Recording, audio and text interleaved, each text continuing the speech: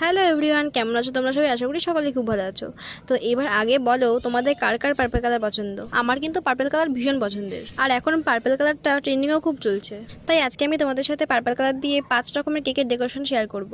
তো এই ফার্স্ট যে কেকটা তোমরা দেখলে বাটারফ্লাই দেওয়া, এটা ছিল 1.5 পাউন্ডের আর ইনসাইড ছিল চকলেট ফ্লেভারের। আর এই সেকেন্ড যে মিকি মাউস থিমের কেকটা দেখছো, এটাও 1.5 পাউন্ডের আর ইনসাইড ছিল ব্লুবেরি ফ্লেভারের।